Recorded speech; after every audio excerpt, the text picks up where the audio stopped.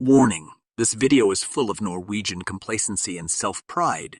Viewers' discretion is advised.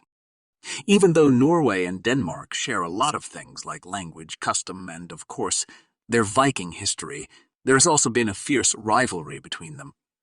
Denmark ruled Norway for almost 400 years with a hard hand, made Norway lose land to Sweden, and generally being a bully against its little brother. This has been dubbed the Long Night by Norwegian historians, where Norway was reduced to a province in Denmark. All riches went to the Danes, and even the official language in Norway was Danish. For clarification, I'm half Danish, so don't call me no Danophobe.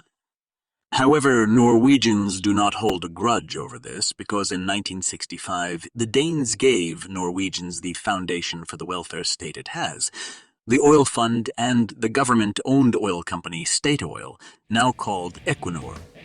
This is the story of what has been dubbed the most expensive drunkenness in Danish history. This is Robbery History with Magnus. Before we begin, please like and subscribe. It really helps out the channel a lot with the algorithms and blah, blah, blah. Let's get to it. It all started in 1962, when Phillips came to Norway to explore the waters off the country. A couple of very wise heads figured out that when such a large company says they want to do geological surveys, it means someone has a relatively good suspicion that there is oil there. Norwegian authorities said no to entering negotiations about rights to the Norwegian continental shelf. Of course, this story includes the fact that in Denmark, the exclusive rights for oil were given to the company A.P. Møller-Mærsk the same year. The Møller-Mærsk family soon became Denmark's richest family and owns the second-largest company in the Nordic region, well behind Equinor, the government-owned, and therefore the Norwegian people-owned oil company.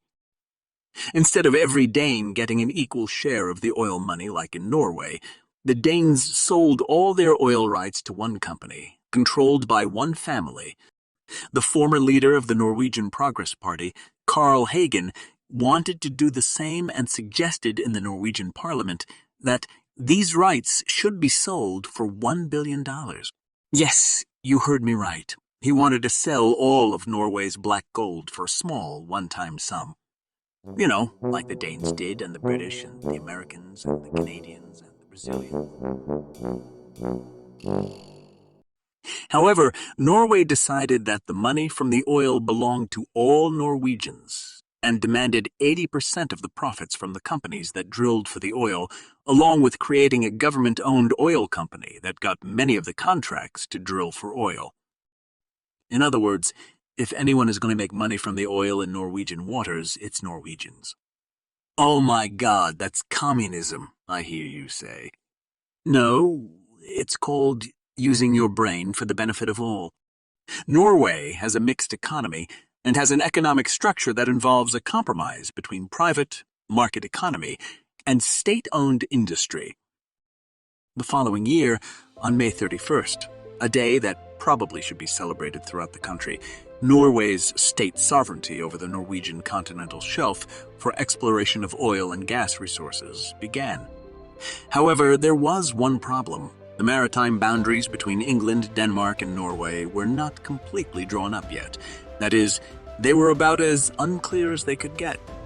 Norway did reach an agreement with England and, in December, with Denmark. The agreement with England is not much to say about. England got their oil. Norway got theirs. The agreement with Denmark, however, was a completely different story. Initially, Norwegian authorities thought that a discussion with Denmark would be easy. In principle, both countries had signed an agreement that said that they would, to put it simply, divide things in half. Nevertheless, negotiations proved to be more difficult than they had anticipated. Denmark had to negotiate hard with the Netherlands and West Germany because they did not agree with the principle of dividing things in half. The Danes did not feel that it was a good enough principle. The negotiations took a long time as Denmark tried to coordinate with the other countries, while also negotiating with Norway. A very central figure in all this was Jens Evensen.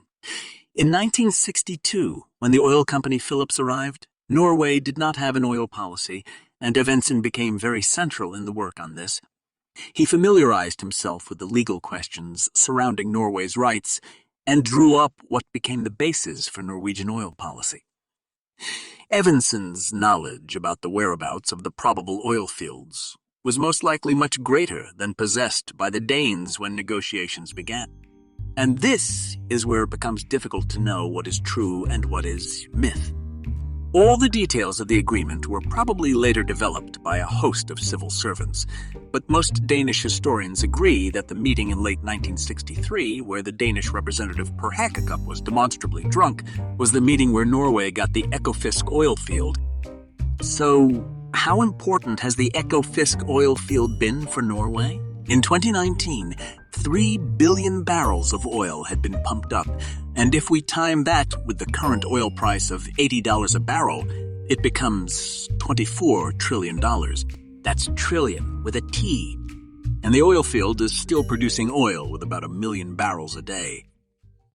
If we divide the money made from this oil field alone, with the Norwegian population of 5.4 million people, every single Norwegian man, woman, or child gets $44,400 from the Ekofisk field.